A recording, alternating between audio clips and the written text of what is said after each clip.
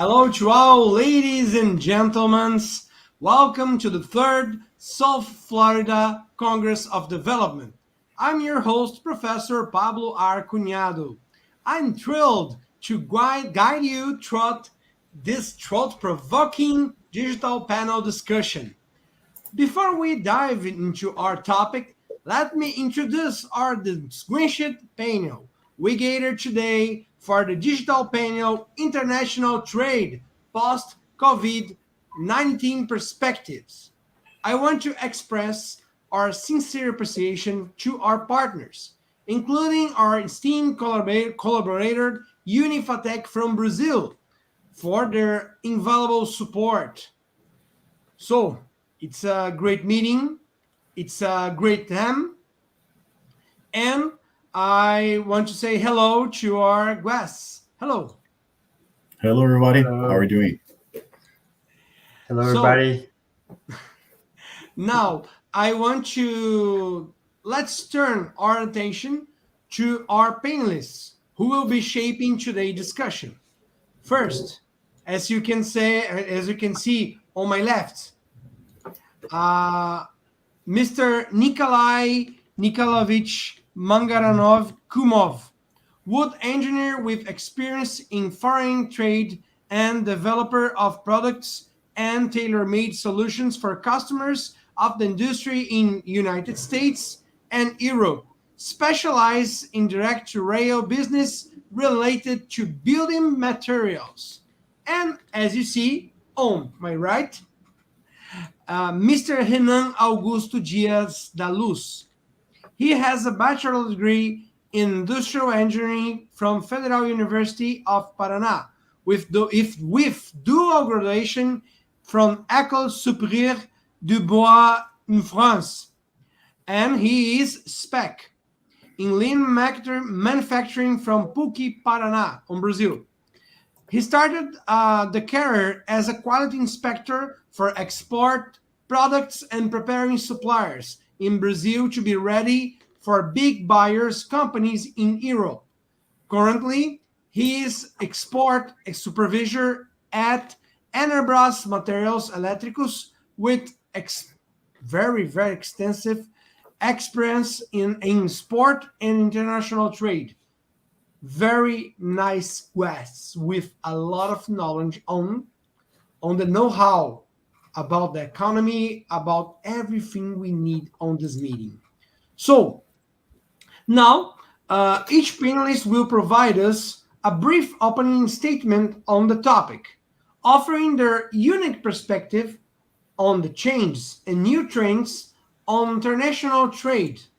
So I ask Mr. Nikalay Kumov to start, please. Well, once again, thank you very much for your time here, everybody. Thank you very much for the invitation. I think we will have a great evening here and a great discussion.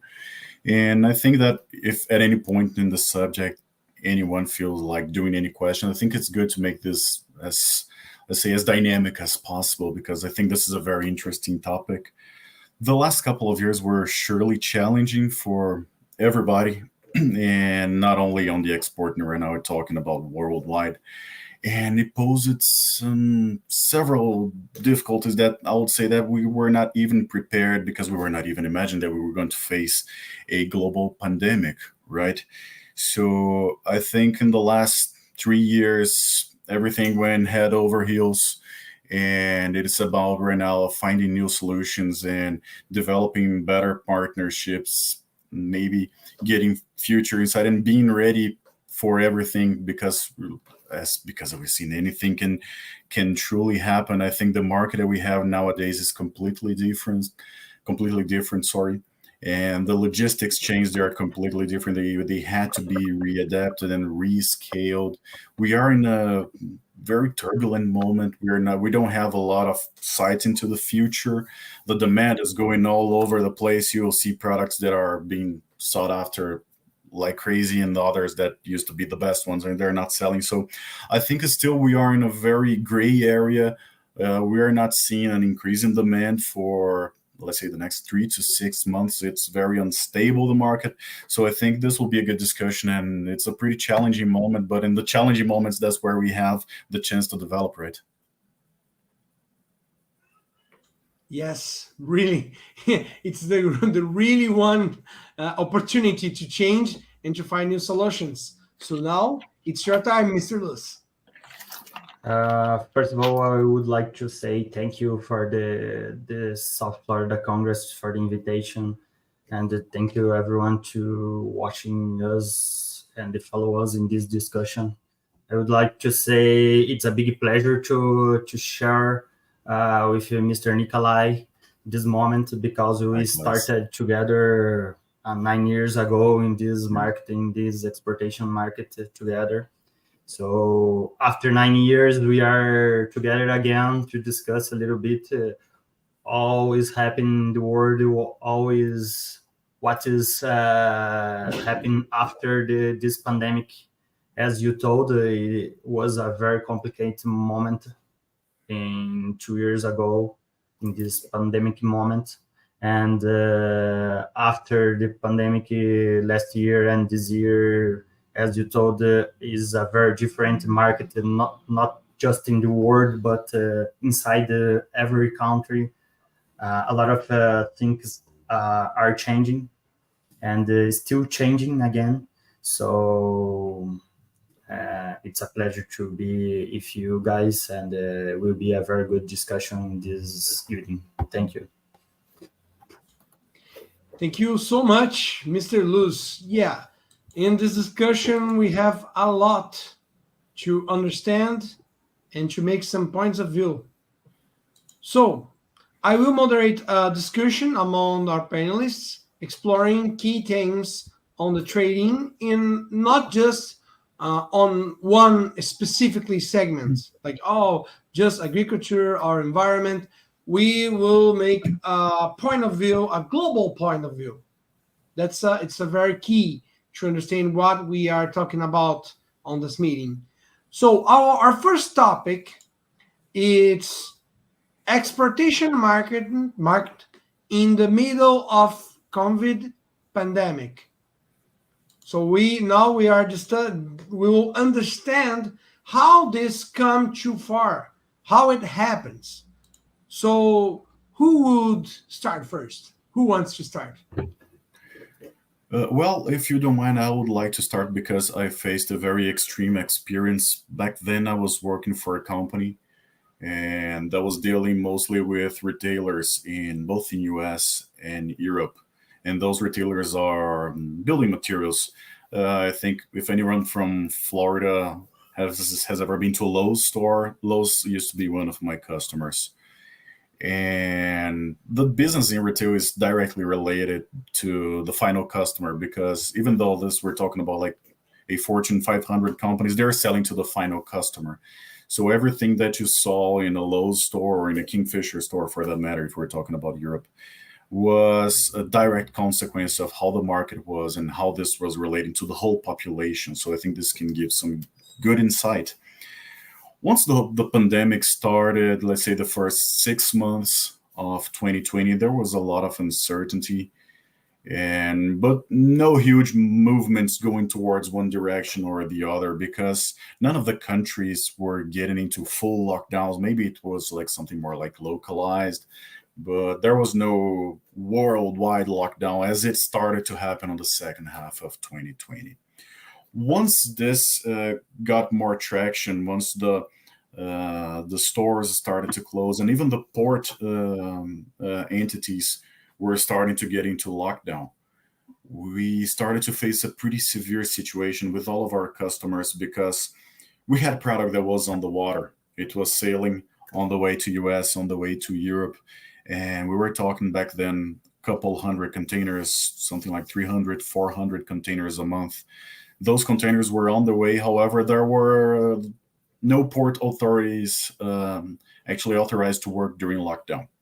So these containers had to be unloaded because, of course, you cannot keep holding the ship, but they could not be distributed to the stores.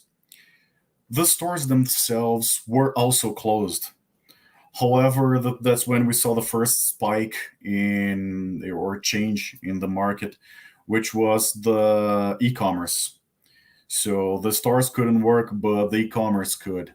And the sales spiked tremendously over there. and it's pretty easy to see why, because people are at home, right? So whenever you're at home and you don't have anything else to do, you start to look into the wall and say, like, there's a hole here, I should patch it. Or maybe there's a shelf here that is too old, and say, okay, maybe I should buy a new one. And then the demand for wood products or ceramics, tiles, plastics started to climb. And this was climbing and climbing, but we couldn't deliver those products. So we were still able to catch up to the demand as far as production goes, but we couldn't ship. This was the first problem that we faced, and the e-commerce was demanding more and more and more. After a little more fine tuning on these whole lockdown aspects, there were more authorizations, so the ports could start to get back to work. The transportation services were getting back on track as well. And we saw that the demand wasn't pretty much insane because, as I said, everybody was at home. Everybody was looking for a shelf to install. Everybody was looking for something to fix. You needed nails, hammers, tools. This became as much as a leisure activity or as a way to simply stay at home, right? So we started to patch things here and there. And that was once we realized that our suppliers were not ready to keep up with this insane demand that was happening because of this e-commerce, this new e-commerce trend. And there was a time that all the raw materials started to climb up again because, of course, it's an offer and demand situation going on. So the market was buying a lot. So, of course, whoever's producing, who is a forest owner or has a clay mine or a steel mine, they're starting to charge more to keep up with the high demanding prices. They also correct their own prices of raw material, right? So there was a second insanity that happened on the timber market specifically, which was the trees started to being basically auctioned off. And our suppliers of wood materials, they say that usually early in the morning comes a truck loaded to the brim with logs. And the guy said, okay, I can give you this for $300 a ton. And you say, okay, yeah, I'll take it. That's expensive, but I'll take it. And then the driver will say, okay, but I just got a couple of meetings here. I'll get back. I'll get back here in a couple of hours, right? And he come back to our factory on the end of the day and said, hey, there is a guy over there who's paying me $350. Can you do 400? And you say, okay, of course I'll do this. And then the prices of raw materials starting to be inflation as well, right? It was a matter of a month or two, we started to see climbs in prices of 25, 30%. After a year of this, we had prices that were twice what we were practicing before, and with no foresight and with no expectations to decrease. And there was, of course, a time where the market was consuming a lot and paying everything and anything that you wanted. So in a way, we had a short period, I would say 3 to 4 months, which were our best months of all time, because we had insane margins. Everybody was buying everything. But that's when there was this second wave, right? Because everything got too expensive. I mean, if a shelf is too expensive, you don't buy a new one, right? So we started to see that our products were not selling very well. And specifically when you're talking about foreign trade, there's a pretty key topic here, which is logistics, is the sea freight itself. Depending on the location that you are, this can be up to 3 months. So once you have a problem, you're talking about already 3 months in the future. So it's hard. It's not like selling internal market here in Brazil, for instance, which you see an issue today and you can fix it next week. If the issue comes today, you are basically done for the next 3 months and you just need to fix it, right? So this became pretty sensitive. And after this whole insane demand, we didn't have containers anymore. We had product, we had raw materials, we had competitive prices, but we didn't have containers to ship our products because the same auction that was going on the raw material back then started to happen on the containers. So the guy would say, okay, I give you a freight rate for 1,000, but you got to close this deal right now. And said, well, but I don't need this right now. I'll need a container for 2 weeks. Okay, then talk to me in a week and a half. Week and a half later, said, okay, 3,000, 5,000. And so it goes. We reached the point where we're not shipping because we didn't have plastic to shrink wrap the pallets. It was an insanity. And whoever was ready, whoever had great partners or were the most verticalized companies. It was one of the best moments of all time as far as demand goes. I mean, people were paying everything for anything. And after this whole 3 years, what we saw was that there were several small to medium-sized companies that were just riding this wave and making big bucks whenever they could. But this isn't happening anymore in the last 6 to 8 months. Now these companies are crashing again because they were not ready for what was about to happen, right?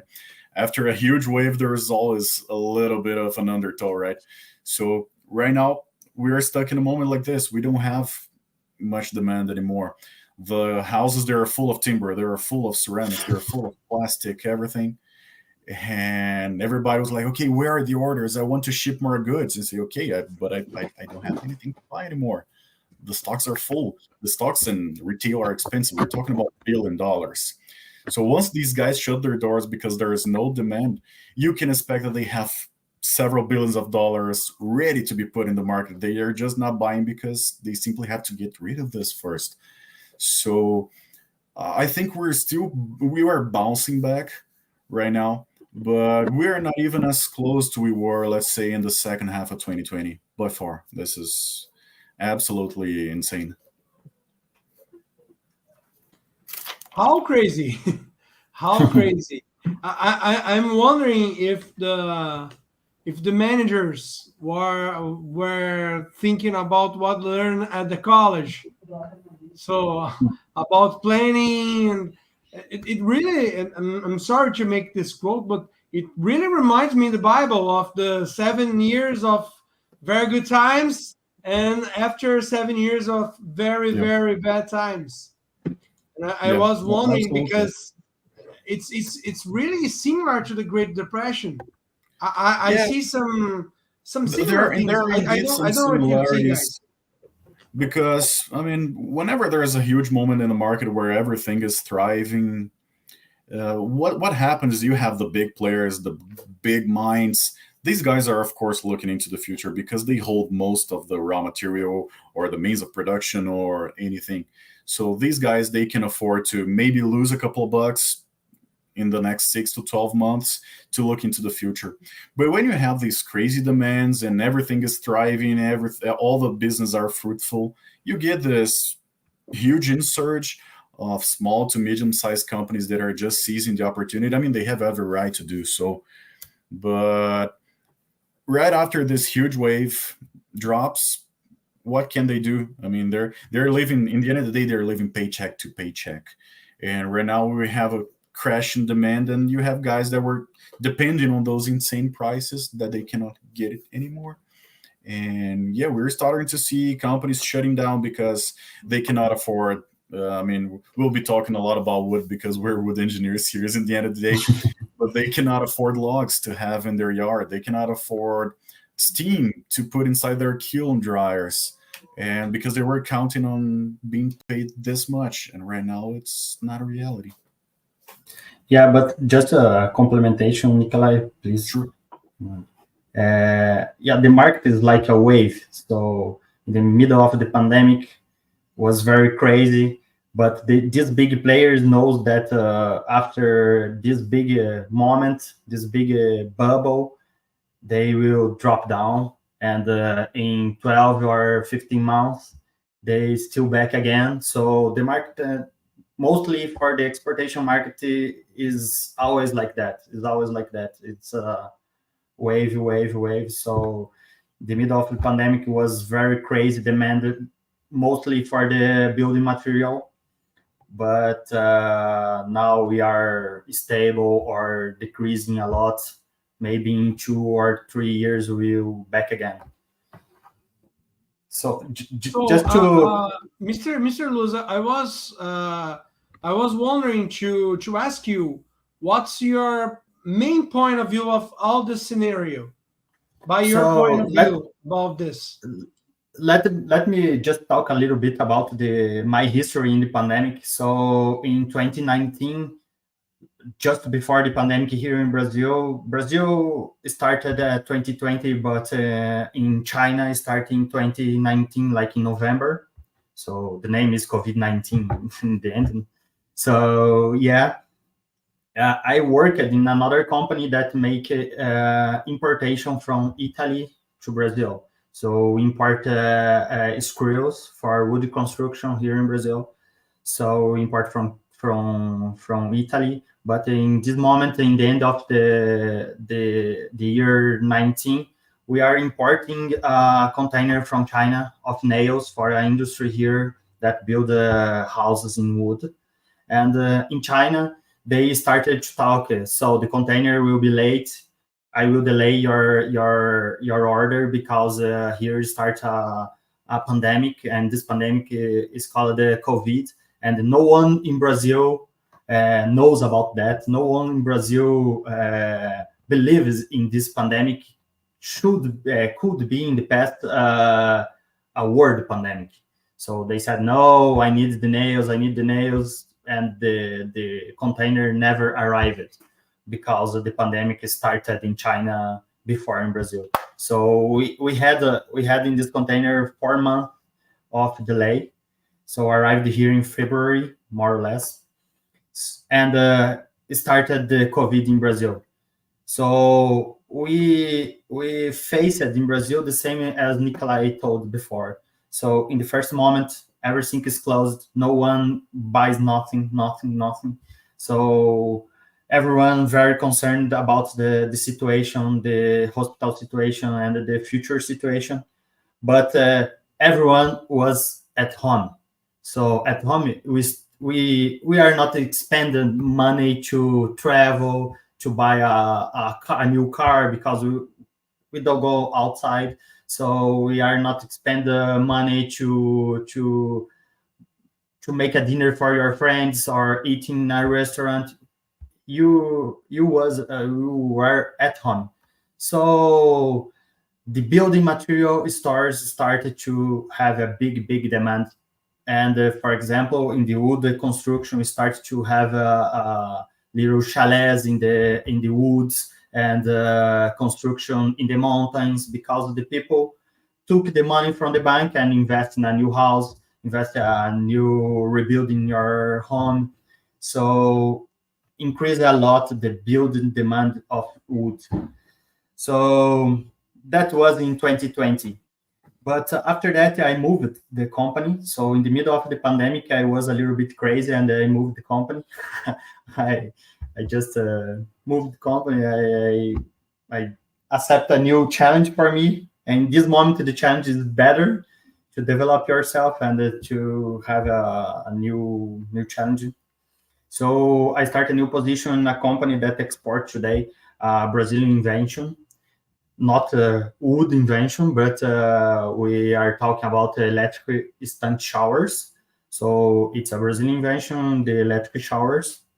So in the middle of the pandemic, we are exporting to more than 28 countries, different countries here in South America, Central America, and Africa. So yeah, it was a very bubble, because the same scenarios that we touch here in Brazil. So talking about rebuilding your home, rebuilding your houses, we are facing other countries too. So the demand was crazy for the electric showers. So was the big turnover of the company that I work today. So the big expert turnover of electric showers, and the same is in the end is a building material, because we are in the big stores like Lowe's, like Home Depot, like a Sodimac here in South America. So the demand was very big. We are the big moment with employees in our company. More than 100 employees hired just to find this demand, to take this demand of products. And at the same time, we have the problem with the containers of the logistics stuff. So we don't have containers to ship. We don't have spaces in the ships to put our containers. So we don't have book to do. So was a very crazy moment for the company. A good moment for us in the end, because we are selling a lot in the moment. But it was a very crazy moment in the pandemic And in the same time, we had some problems because we make some importation from China, like components, electrical components inside the product. And we had a lot of problems with suppliers too. So the same that there was having with our clients, that we don't have goods to deliver to them. Our supplier in China didn't have a product to deliver to us, raw material to deliver to us. So it was a very crazy moment. It was a big challenging moment, I think. So I want you to put some highlight. I want you guys to, you misters, to answer me. These two special points. Normally, you who are listening to us or watching us, normally think about inflation, about the money, about the taxes.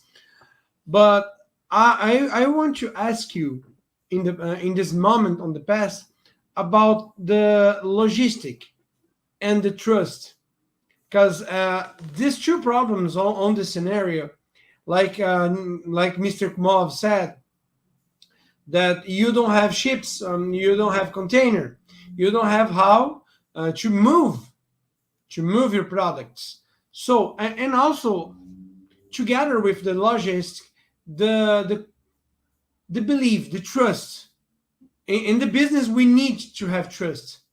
We need very good relations. So how was this to make everyone understands these two problems on this scenario? Mr. Kumov, could you start? Yeah, these two topics are absolutely and directly related, right?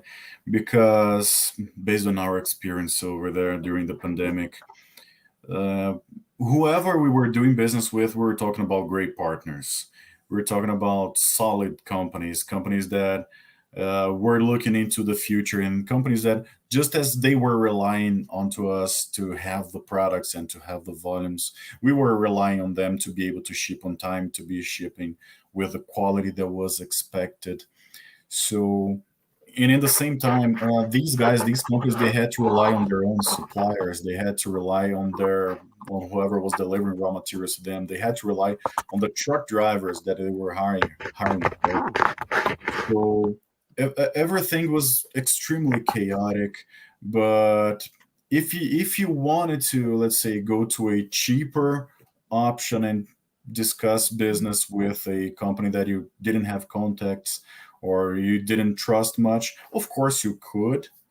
But these were not the long-term businesses that we were looking after, and these were not the business that ended up working in the way that we wanted, because especially on a scenario where we didn't know what was going to happen on the next week, you could not rely on the guy that you met on the last week, right? So everything, it all boiled down to good relationships. So we were able to get containers because we were shipping constantly and steadily. Whenever we reached out to our cargo agents, they knew the volume that we were doing business. They knew the product that we needed to ship. They knew which were our customers. We gave them full transparency and say, hey, let's partner together. Every once in a while, we faced, let's say, a freight rate on some insane prices, like $22,000 on a freight rate to China or to Europe. And this is actually more expensive than the product that we had inside the container itself. So at the end of the day, we were not selling product, we were selling freight, right?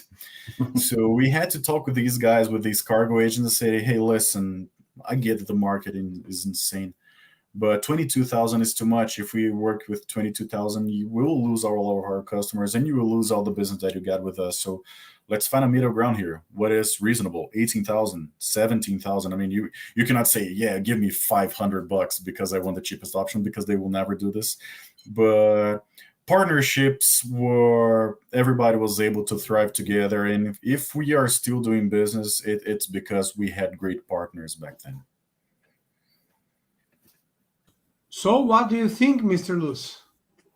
Yeah, the problem that I faced was a little bit more complicated than Nikalay, because Nikalay, I think, exported for big countries like US, like Europe countries. but I export for Bolivia, Peru, Kenya, some countries in Africa. So we had a very big problem that we don't have like ship lines directly for these countries. So sometimes we need to make a stop in Europe and wait a new ship to bring my container and go to Kenya. So sometimes I had not a container. I don't have a option of prices. I needed to pay, for example, $20,000 for a freight because I need to supply my customer there because my customer there needs product to supply the markets.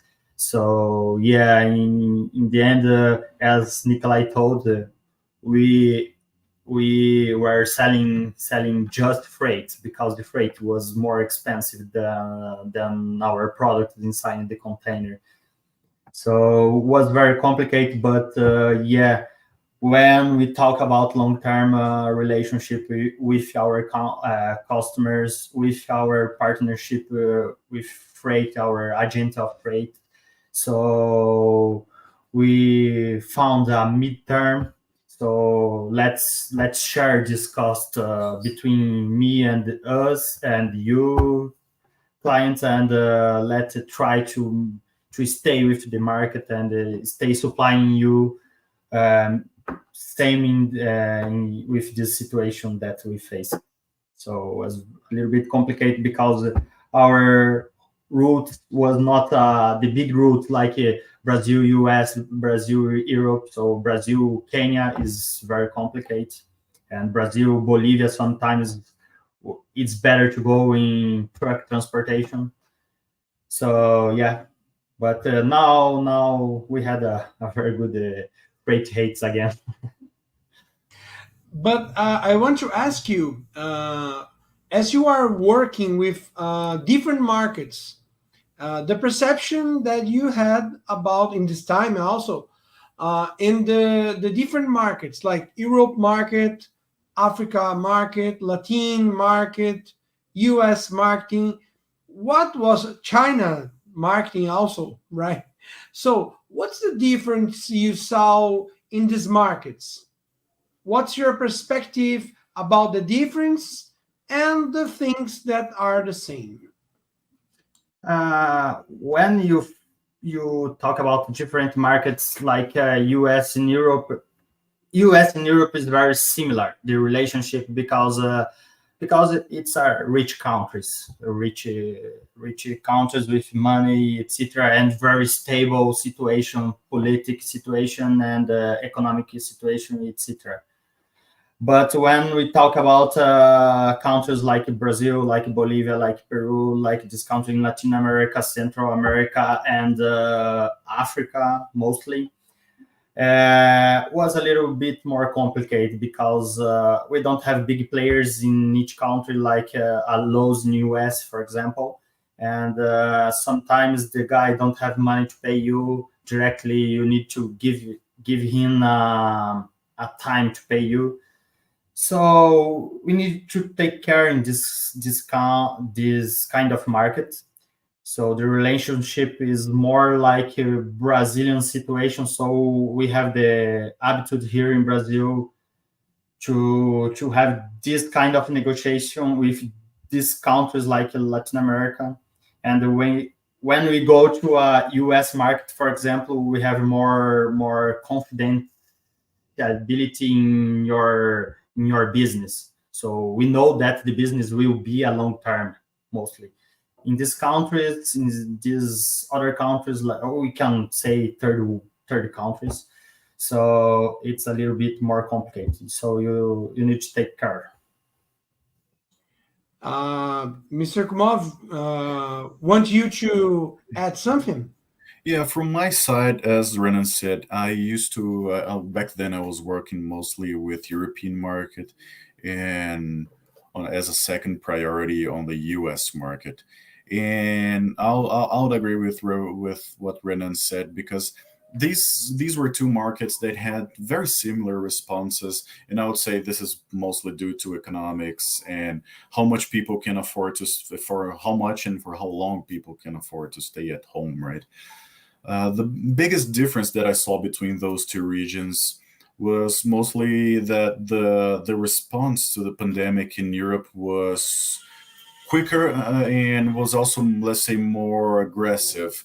They had full on. I'm sorry, there's my daughter is crying. She's not wanting to sleep today. So if you hear a baby crying, that's her. She's not being mistreated or anything. She just doesn't want to sleep. And Yeah, I'm sorry. I think it's because we are speaking now about the hard thing of the market. Yeah, I think Go so. to the middle, the good part, the good things that will come. She will stop crying. I promise you. Yeah, I think she was at ease in the beginning, but right now she's not liking the conversation. But what we saw in Europe was a very quick and a very aggressive response to the pandemic, right? So full on lockdowns, close everything, shut down all the non-essential activities. Everybody stays at home, and there were support from the government to stay at home as much as you could, and there was control from the government for you to stay at home. So this we didn't see such an aggressive response in US in the beginning. So in the end of the day, there was a certain delay of when things started getting crazy in one place and when it started getting crazy in the other.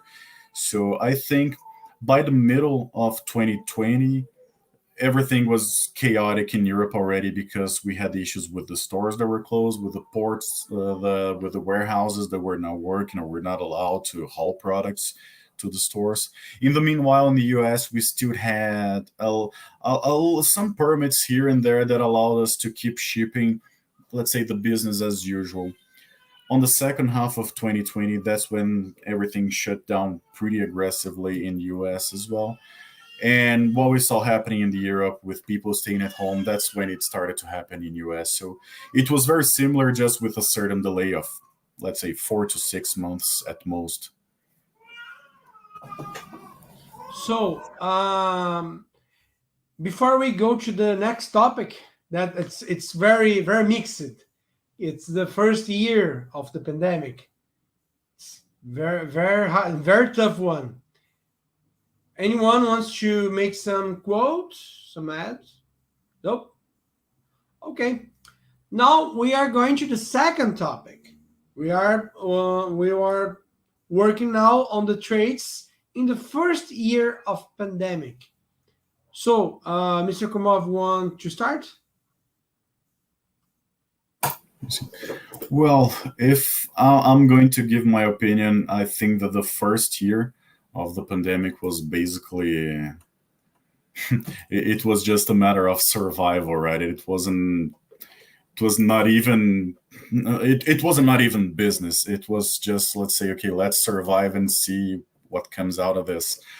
On the second year, that's where we started to see the huge climb in prices of raw material that I mentioned on the introduction, right? So that's when people had a little more, let's say, visibility of how it was going to be with everybody at home and what was the demand.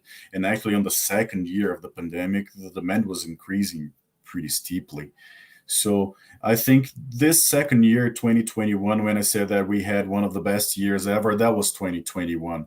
Because luckily, as I said, we had some good partners. We could rely on several companies, and these companies were also ready to answer very quickly to this insane demand of the market.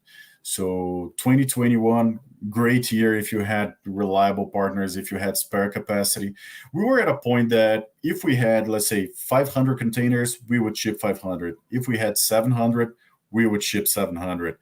So there was no cap to this whole insanity that happened in 2021, right?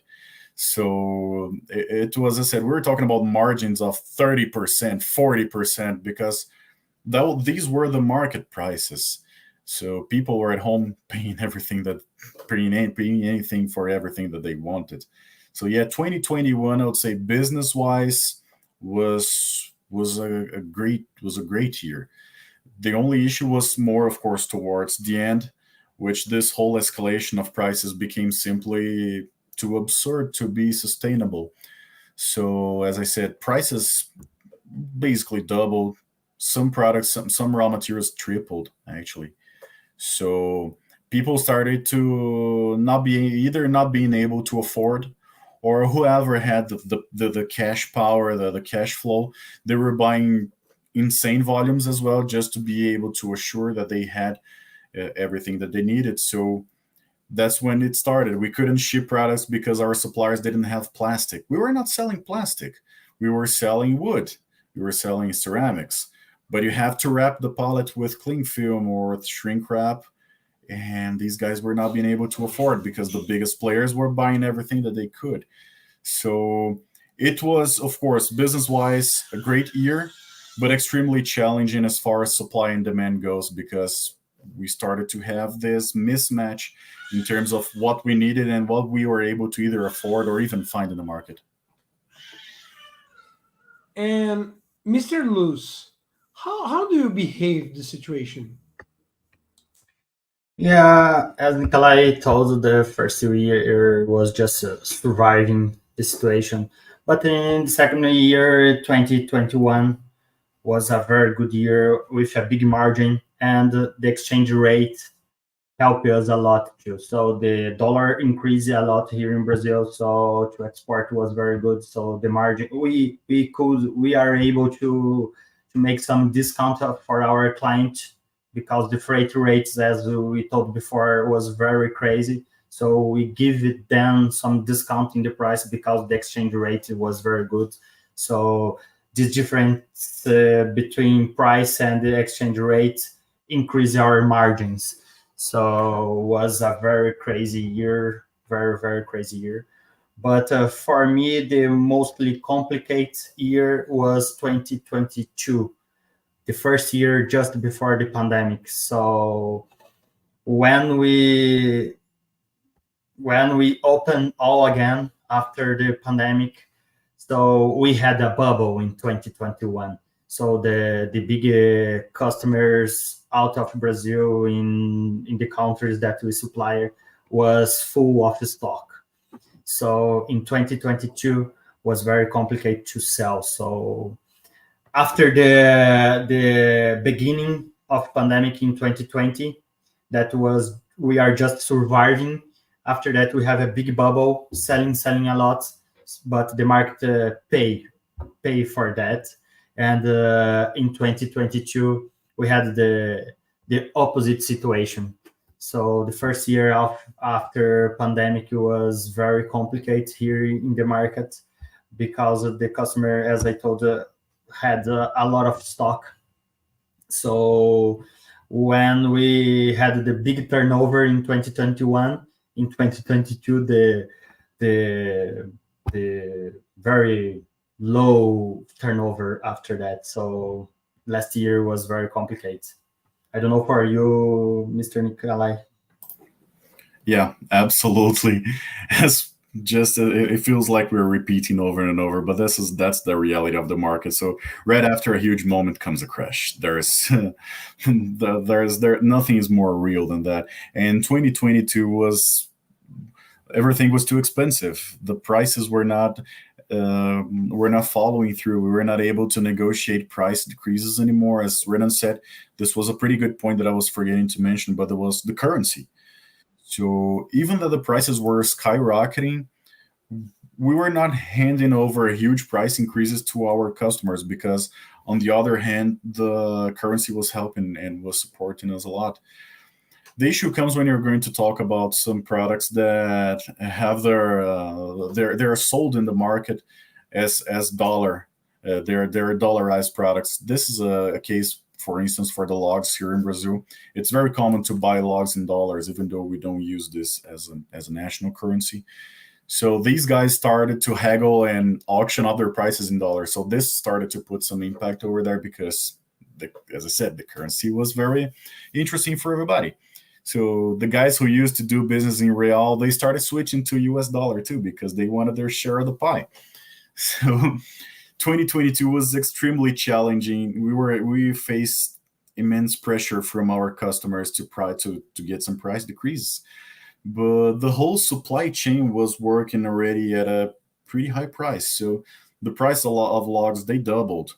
The price for energy, the price for the cost of water and gas, everything, oil. So this took a huge toll on our raw material suppliers and in our product suppliers.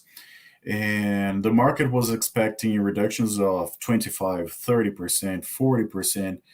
And in the meanwhile, if you were able to get 5%, that was a lot, because right now the costs were actually pretty high. Nobody was making those huge margins anymore, and everything was expensive. So right after our best year of all time, 2021 came our worst year of all time, right? Because it wasn't a matter of having product. Back then it was a matter of having product. If you had it, you would sell it. Right now we had a lot. We had containers, we had raw material, but the prices were on a range that people were not prioritizing this anymore. Uh, People were no longer stuck inside their homes. They wanted to get back to travel. They were getting back to their offices. So after 2 years stuck at home, you have your house fully renovated. You don't want to install your shelves anymore. You don't want to change your tiles. You want to plan a trip with your family. So building materials or these kind of products, they are no longer a priority. And I believe this should be the case for the showers or electric products that you work with as well, right, Renan? Yeah, it's the same problem, because in the end, it's a product for the home. So you will not change your electric shower every year, every month. So yeah, that take time. And just to add another thing, when we talk about not US and Europe, that we work every day with US dollars or euro, when we talk with Bolivia, Peru, or this kind of countries, they need to buy dollars to send to us the payment in dollars. So especially in Kenya and in Bolivia, in 2022 and still in 2023 this year, our customer don't have dollar to send to us. So that is another complicated situation, because they need to pay us in dollars or in euros. We don't accept like a Bolivian money. So they need to buy dollars, and so it's very complicated to find dollars in Bolivia, in Kenya, and now in Argentina too. So in the market is missing dollars now in this kind of market. So that's another complication in this kind of countries too. But I need to ask you, misters, how do you deal with it? With it, you don't have the money to receive. So do you go Yeah, to bitcoins? How to survive? in the end, the negotiation, we need to be patient. That is the word. I need to be patient with my clients, because sometimes they have dollars and they pay me because they need my product in the market. They have clients to sell my product. So I know that they need me, and they will pay me. But sometimes I need to wait 2 or 3 months to receive, and I need to explain to my financial department. So guys, I need a patient from your side too, because they don't have dollars. They have money to pay us, but they need dollars to send us. That is the currency in the world. That as the word work today. So it's a problem that we need to challenge every day, and we need to be very patient in this moment. But I think after 2 years after the pandemic, so we are living the second years after the pandemic. So now the things start to be a little bit more stable. So let's see next year. And how do you see this, Mr. Kumov?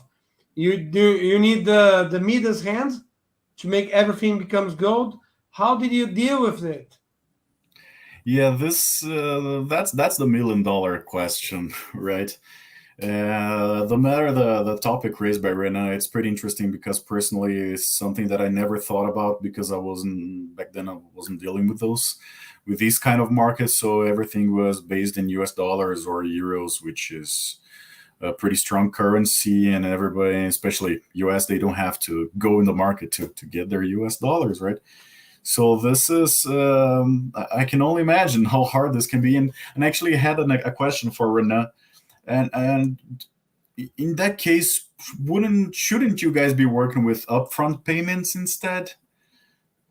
Because The problem this is seems that more effective to sell with 3 months or 4 months payment term, especially on yeah, this where you don't know how yeah. much you're going to pay for everything tomorrow. So that's insane. The point is, normally we have a very good relationship with the bank in Brazil or the bank in the exterior. So the bank in Brazil make a very good deal to us. They give us money and they give us, for example, 90 days to pay them. Hmm. So that's good, not very big taxes, etc. But it's complicated because we try every day to find another kind of to receive the money, but we don't have a lot of option. So the stronger currency in the world, Nikalay, better than me, it's US dollars or euro. So we are like resting these two currency. So the only country that I don't have a problem was today Ecuador, of Ecuador, because Ecuador course. is US dollar too. Yeah. Yeah, yeah. Right now, I think it's a race to the bottom. You gotta be as aggressive as you can. So you gotta push your suppliers. You gotta push your providers of raw material, your provider of services, because once again, everything became a matter of it's a game of inches right now. So whenever you can squeeze some reduction, you gotta do it, and you gotta hand it over to your customers. So if you can have a container with more optimized and load 2,000 units of product instead of your usual 1,800 because you were able to buy a better pallet or load the container better, or you got the permit to carry more product, you got to do it. Right now, it's a matter of gaining 0.5% here, summed up with 0.3% over there and 1% here. So in the end of the day, once you sum everything and you go to your customer, okay, it's hard, it's tight, but I'm giving you 4.3%. That's where business is happening right now. So, Yeah, Mr. the Kumov, margin. every coins matter. Every coin matter. Yeah, Right. the margins like now it's not like in the pandemic, like at 30%, 25%, etc. We are working with 5 and 7% margin to survive now in this moment. So yeah, it's complicated, but we need to take the risk, because we know the market. As I told before in the beginning of our discussion, the market is like a wave. So we know that in 5 or 6 months the market will be better. So we need to take the risk now. We need to supply our customer now. We need to reduce our margin now to gain in the future. So now I have a really one hard question. I will make an example. It's like you are playing Monopoly. In Brazil, we call Banco Banco Imobiliário Imobiliário. Monopoly. And we are playing Monopoly, but someone changed the rules. Okay, now it's not this price. Now you don't roll the dice. Now it's different. And on my area, marketing, people are going insane in all these years because as you engineers, we need to plan, but there's no way to plan. The most expensive, the most extensive plan was kind of 3 months, 2 months of planning and marketing. So how did you deal with the planning? How to plan in a twister? Yeah. That's I want to know your point of views. Yeah, I think in a way that's always the reality when it comes to foreign trade or this kind of business. Because as I said, if we're going to factor in just the safe rate, we can be looking into 3 months in the future already. The product that you ship now will arrive in your customer in March. So you got to rely a lot first in your customer, because the customer knows their market better than you do, right? So you're supplying them. So first thing you got to do is rely and trust in your customer. Does it work? I wouldn't say so. Not, let's say, not. It is not foolproof, because we've seen our customers make some bad decisions. Of course, that's business. Not everything is good decisions, right? And market insight, be in touch with your competitors, be in touch with your partners. So no one has a crystal ball. No one will be able to tell you, okay, in the next 6 months we will need this exact amount of product, of course. But right now I think that the moment in the market is of a careful optimism. And I think, as an example, I can get you some insight on the company that I work with right now, which is it's a global logistics company called CHEP. And we do a pallet pooling system. So whenever we have a huge number of pallets going around the world, this means that the economy is doing well. And whenever we don't have a lot of pallets going on, that means it's going bad, right?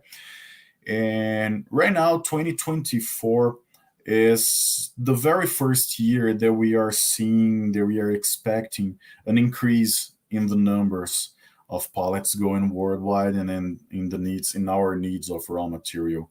So I would say that yes, we're talking about it will not be the best, it will not be the worst, it will be a recovery, it will be a bounce back. Will it be enough for everybody to keep working? As I said, those small to medium sized guys, will it be enough for them to keep up with their business? I don't know. But as far as, let's say, global demand, we are seeing the very first recovery after the pandemic years, where we have a little more stability in pricing, we have a little more stability in the offer, in the availability of raw materials. So as I said, everybody's being careful, but in the end of the day, everybody is being carefully optimistic. So, Mr. Luz, could you give us a light?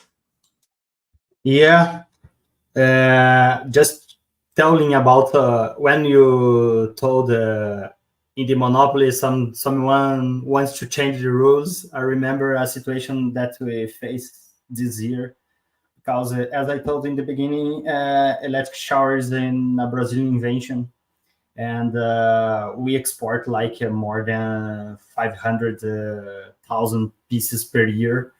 So this year, China start to fake our products in China to supply our clients around the world.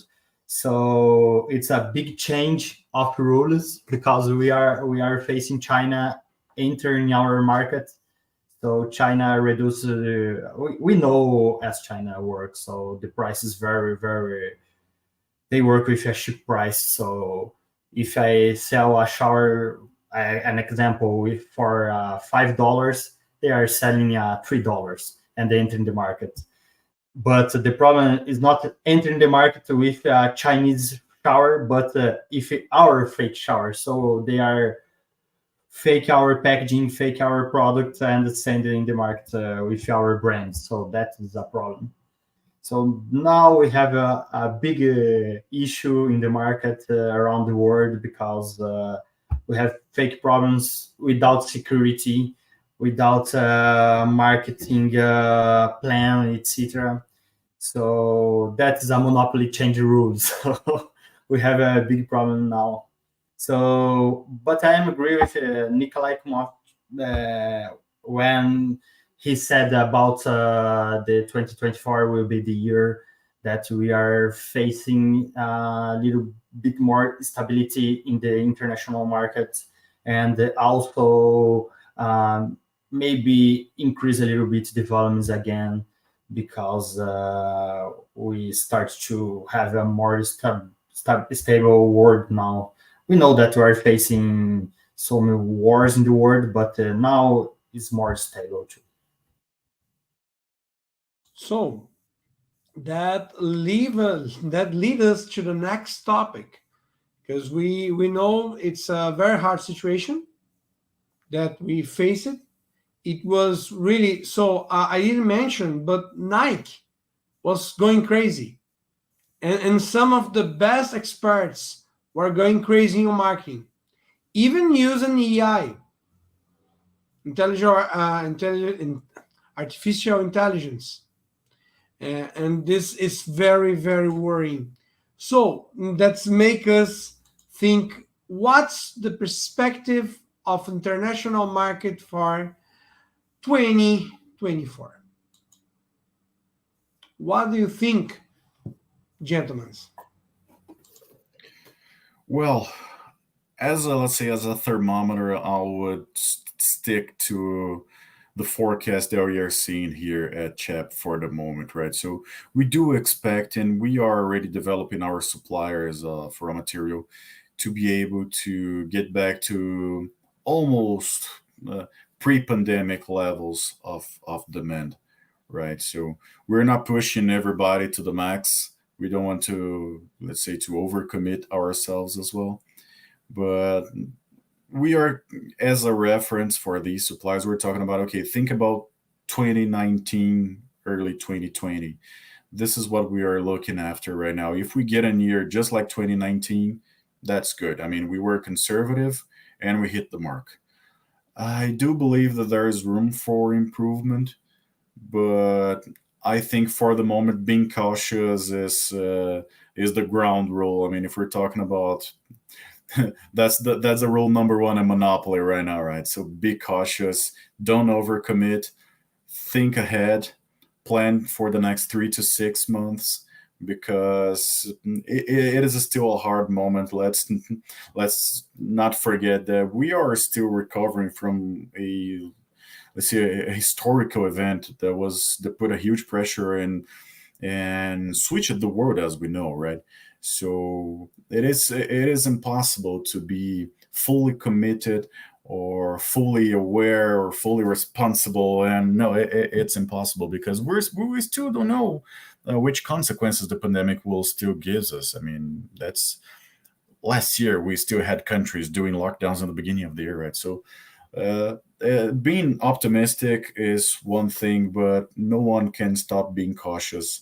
I don't think the moment for caution will pass, let's say, in the next 2 to 3 years at least, because the uncertainty remains. What do you think, Mr. Luz? I think, yeah, we are talking about the same level as 2019 today. So we expect for the next year, 2024, the same that we are expecting to 2019 before the pandemic.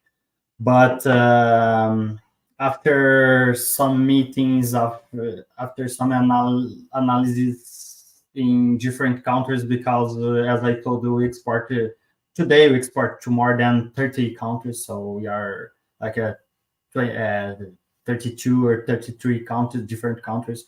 So we can mix a little bit a different situation in different countries. So we are expecting today a little bit like a 10% of increase the turnover about this year. So should be a better year, but not like 2021 in the middle of the pandemic, but should be a better year next year for the international market.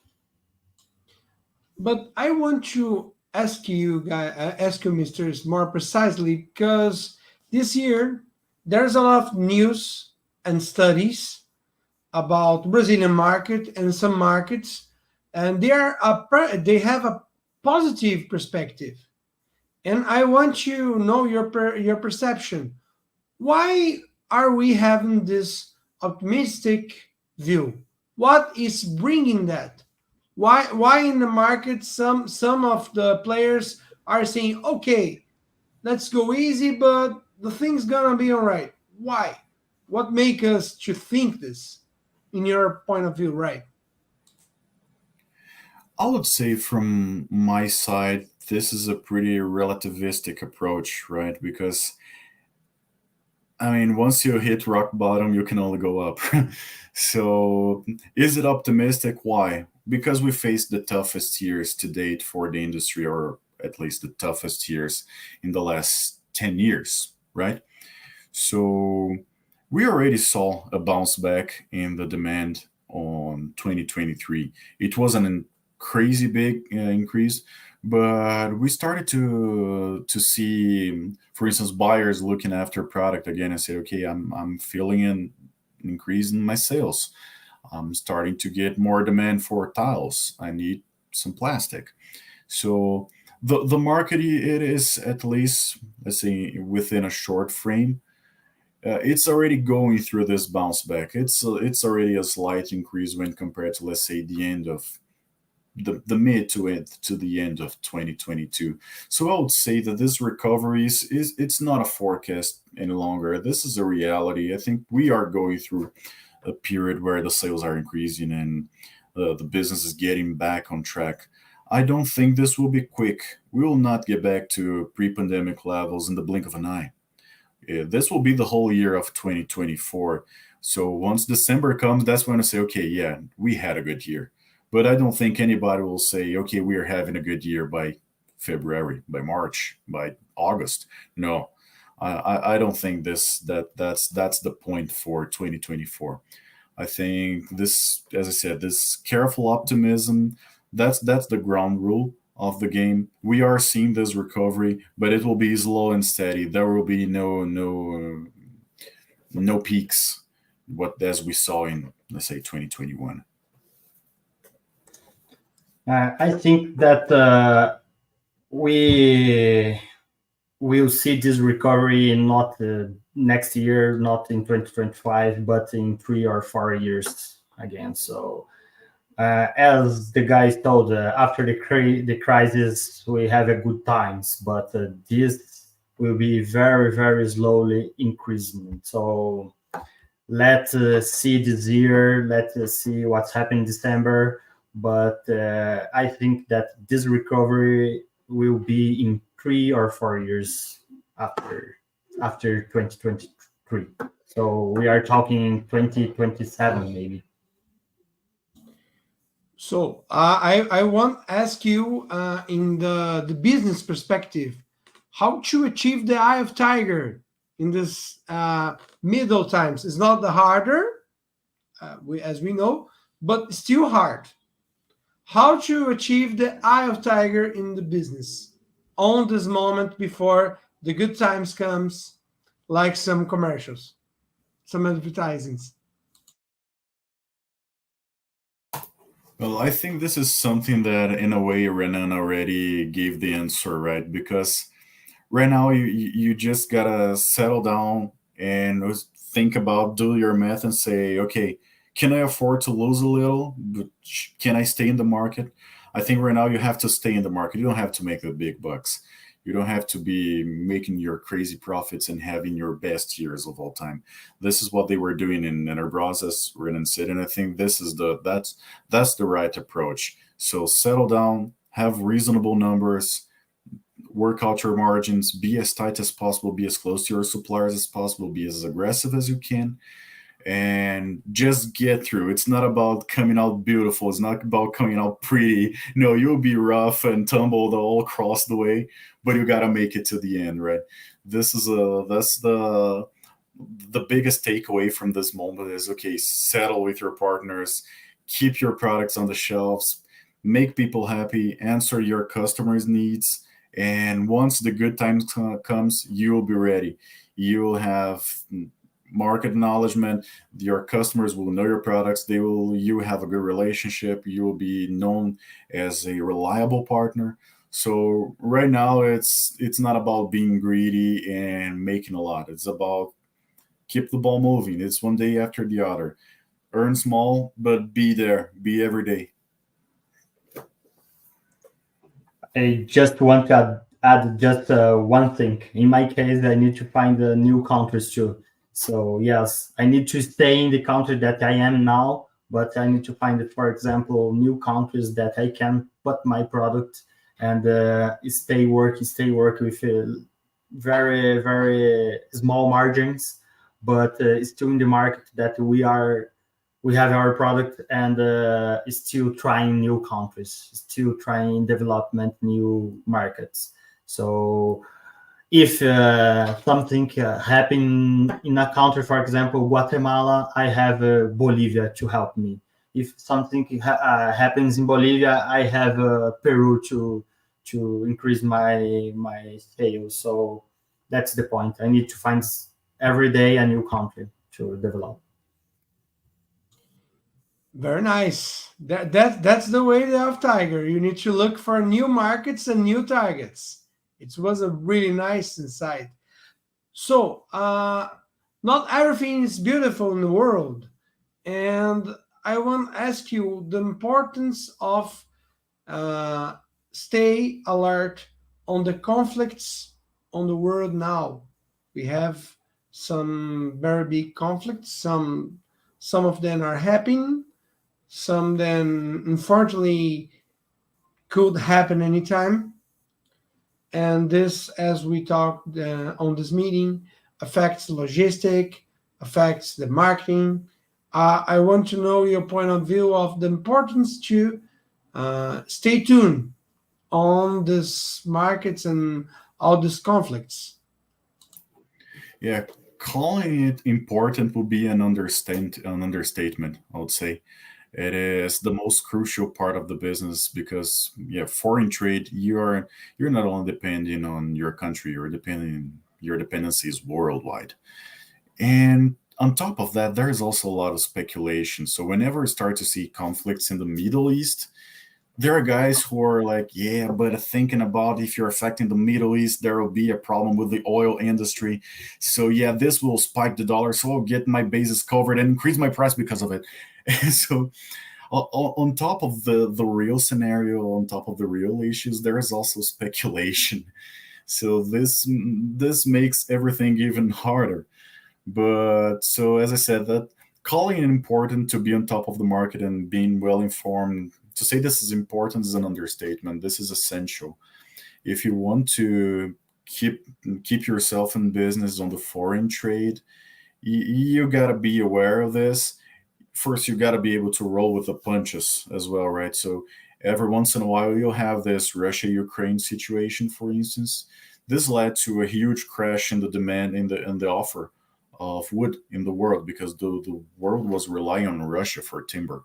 And right now, because of commercial sanctions, they can no longer purchase plywood or rough sawn wood from Russia. This was good for us here because it allows us to sell our product better. But if you're not ready for this, or if you're not following or thinking about the potential consequences of each and every major event that's happening in the world, you surely will suffer. That's a reality. I think in the middle of the conflict, we need to find a way to survive we need to have a plan because as Nikalay told, in the beginning of a new conflict or a new situation in the world is just speculation. So we need to study how this will affect your business.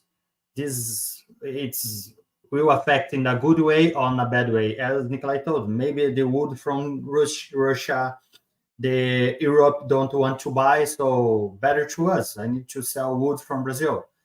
But we need to study the really situation before make it crazy, because sometimes we just see a news in the television and yeah, the conflict will affect our business, but in the end, no. Then there could be a good way for you, could be a good situation for you. And not just the conflict, but in 2022 we faced the Suez Channel blocked with ship, etc. So when we work in the foreign trades, we have different situation every day. Every day we need to live with a new situation. So a political problem in a different country, a conflict in the Middle East, Suez Channel problem. So we need to face a different situation every day. So we need to find a way to work. So we are ending the topic. Unfortunately, we have a schedule. We could talk this for a long time. So I want to know your perspectives for the markets now, like Europe, Africa, United States, Latin market. What's the perspective now as you are seeing the world? I can start, Nikalay. Just yeah, as I work with different countries, I have different situation, different countries. That is the truth. So I had a very complicated situation in Kenya because I am facing now the fake products from China. So the perspective to 2024 in Africa market is not the best one. I have an electrical problem in South Africa too. So the electrical distribution, like government electrical distribution in South Africa, is not the big one, the best one now. So as I sell electric showers, so it's not interesting to me to have a South Africa market now. So I am facing this problem there. So, but I have a good situation, for example, in Central America, in countries like Honduras, El Salvador, Nicaragua, Guatemala, etc. It's a good moment. The politics is very good. The country is very stable. The economic situation is good there. So this is a good market to me now. And in Latin America, depend of the country. We know that Venezuela are facing a conflict now, so that's a market that I need to slow down the moment. But Bolivia, it's okay. Peru, it's okay. Argentina is changed the president now, so we slow down in this country. So each country have a different situation. I need to put my effort in some countries that was very good now and take care in other countries.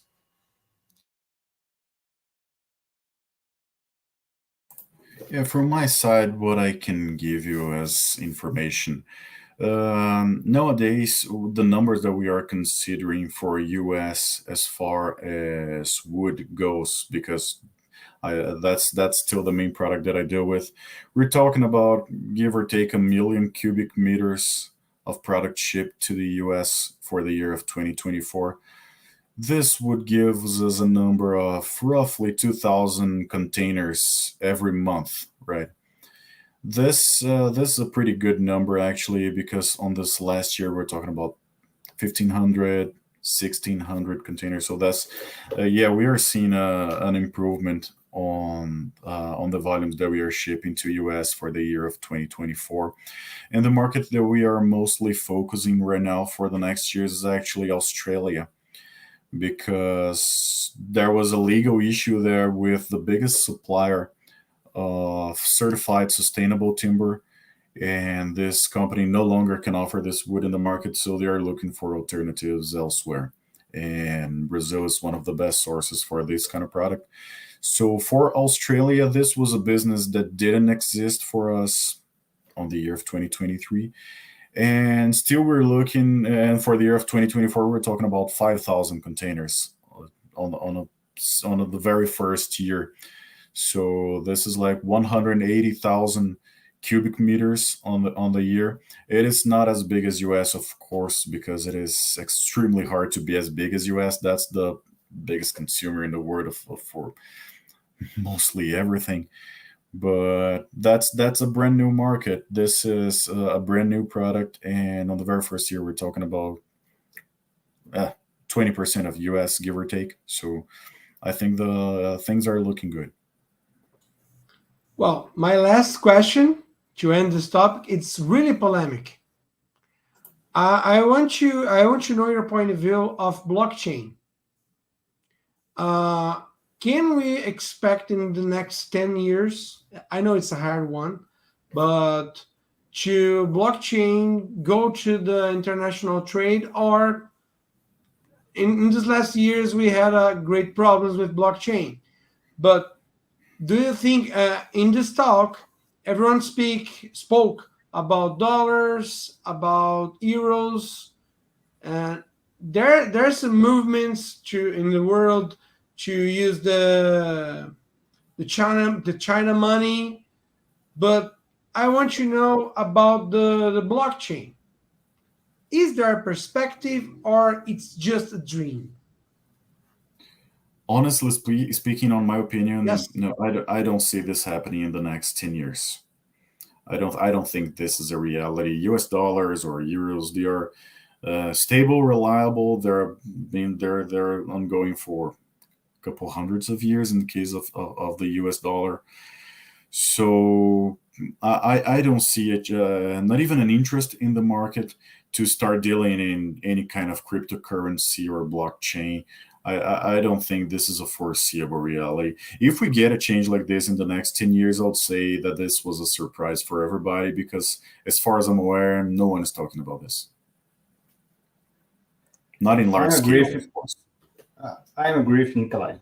I think in the next 5 or 10 years is just a dream. I will be very surprised if this change in this short term, because 5 years is a short term now. So yeah, I think not in the next 10 years.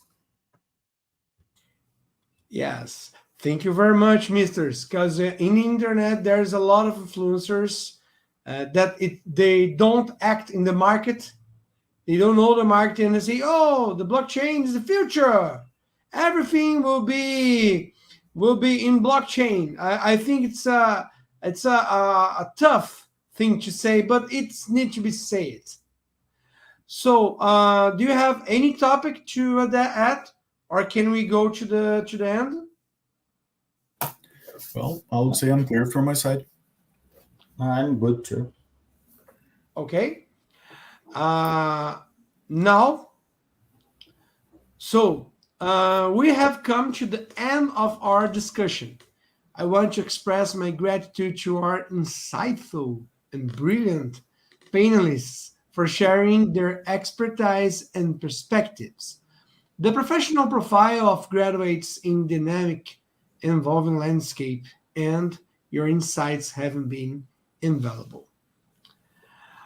A heartfelt thank you to our partners. And also, I want to ask you about your final thoughts about everything we talk on this meeting.